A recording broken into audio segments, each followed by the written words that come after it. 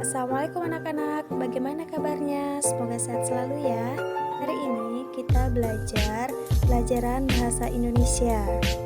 Menentukan ide pokok dalam teks.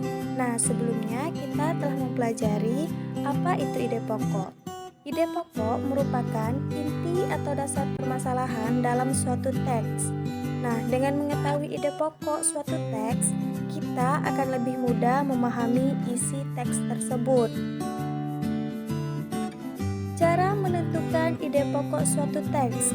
Yang pertama, membaca teks dengan cermat. Yang kedua, menemukan kalimat utama setiap paragraf. Yang ketiga, menentukan ide pokok dari setiap paragraf tersebut. Nah, di sini ada contoh teks dengan tema rumah adat. Sebelum kita menentukan ide pokok, terlebih dahulu kita tentukan dulu kalimat utama. Untuk paragraf 1, kalimat utamanya terdapat di kalimat pertama. Nah, ide pokoknya yaitu ciri khas rumah adat.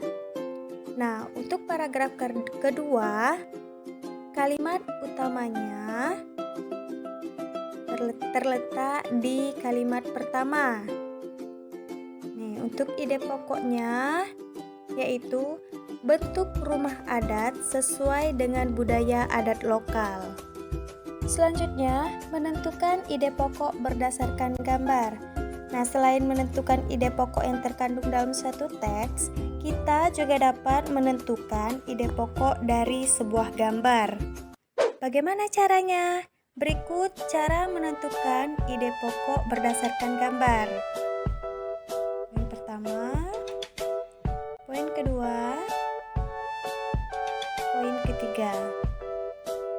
Berikut contoh untuk menentukan ide pokok dalam suatu gambar. Nah, di sini terdapat beberapa gambar.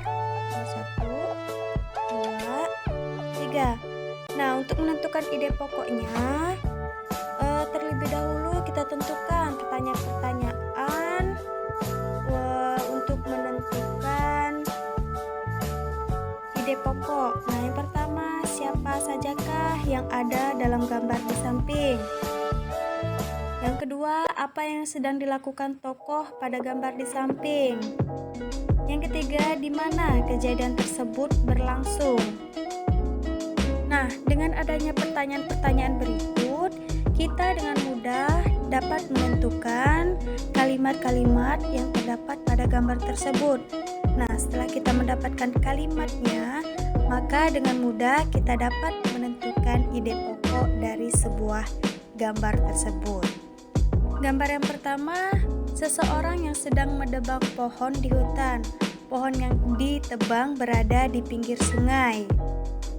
Gambar yang kedua, sekelompok binatang yang tinggal di hutan melihat para penebang yang sedang menebang pohon.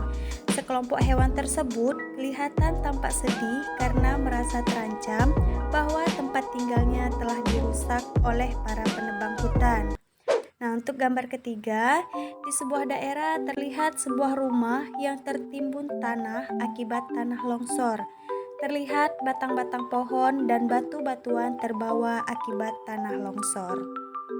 Nah, dari kalimat tersebut, kita dapat menemukan ide pokok dari setiap gambar.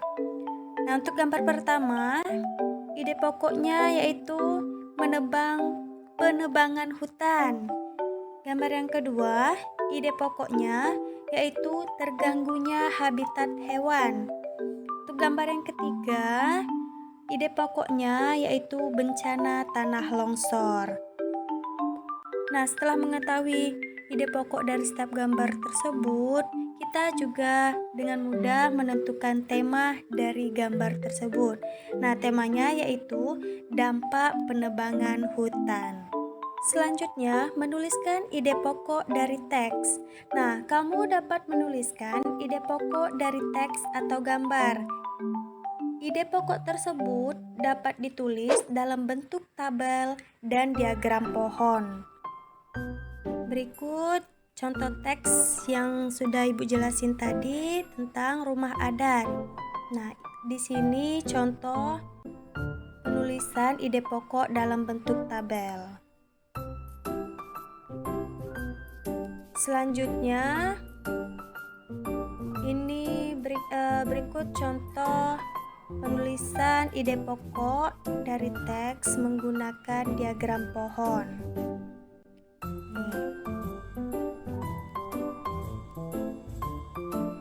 Selanjutnya, menuliskan ide pokok dari artikel ilmiah.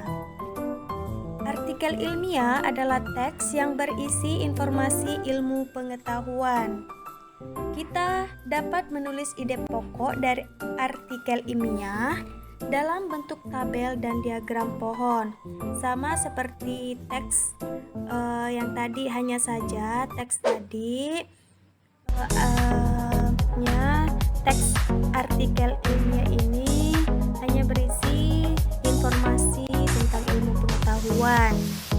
Selanjutnya, membuat cerita pendek berdasarkan ide pokok. Nah, kita dapat mengembangkan ide pokok menjadi cerita pendek.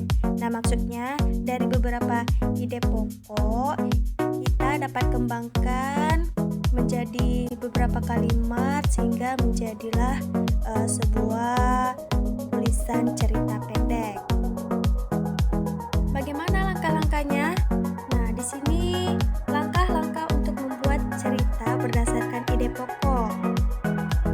Perhatikan ya.